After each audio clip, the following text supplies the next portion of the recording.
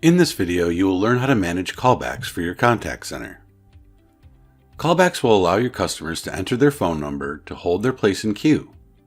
When their number comes up, the agent will be presented with an outbound call to that customer. While this is the preferred method for callbacks, there are some settings which could change this behavior, whether it be intentional or accidental. We will cover these settings so that you can choose how to handle callbacks or even troubleshoot if the settings are incorrect and the feature is not behaving as intended. In your IVR, there is no one way to send a caller to the callback option. You could give your caller the option from waiting in queue, such as, if you would like to keep your place in line and receive a callback, please press 0 at any time. Or you could even force a caller to leave a callback by dequeuing the caller after waiting in queue for a specified amount of time. Any way that you choose will still take the caller to a flow in the IVR that looks like this. There are certain criteria in this flow that the caller must meet, this being that the caller must leave a valid phone number to receive the callback. Once entered, the caller will receive a message that they will get a return phone call when their place in line is reached. The key factor in how callbacks are returned lies within the settings for the callbacks in the IVR options in comparison with queues that are set to perform callbacks. Navigating to Configure Inbound Voice IVRs in the admin portal will take you to your list of IVRs. Choosing the gear icon or Advanced Settings menu in the right of the IVR in question will take you to the advanced settings for the IVR. Here you can see 6 options that relate to callbacks: calling name, calling number, expiration time, max retries, priority, and retry time. The first two, calling name and number, is the information that you would choose to display to the person receiving the callback. In other words, your company name, your company number.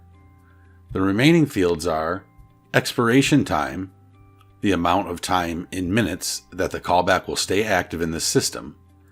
The default setting is 1440 or 24 hours. This can be changed to meet your company's needs. Max retries. How many times that the system will reach out to the customer before removing the callback from the system. In this scenario, if the system reaches out to the caller 3 times with no answer, the callback will be removed. Retry time. The time in minutes that the system will wait between attempts to call the customer back. The default time is 10 minutes, but once again, this can be changed. Finally, priority. Priority is probably the most important setting. As stated earlier, callbacks are most commonly used so that the caller can keep their place in queue. For this to occur, the priority of the callback must match the priority of the queue. If the priority does not match the queue, one of 2 things will occur. 1. If the priority of callbacks is lower than the queue, for example, callback priority is 8 and queue priority is 5, no callbacks will occur until the queue is empty. Thus, the caller will not receive their callback in their original place in line. You could choose to do this if your goal was to clear all live callers prior to doing callbacks. Perhaps you want to do callbacks during downtimes for the queue. 2.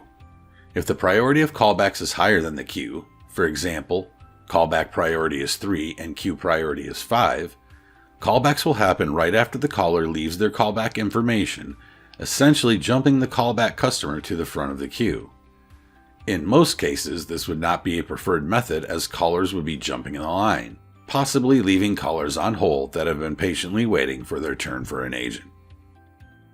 In conclusion, always be sure to check the priority settings on all queues that are associated with a callback flow to ensure that the behavior is going to act as expected.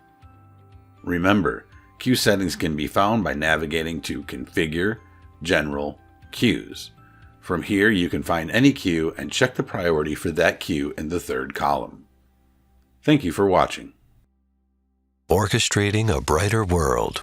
NEC.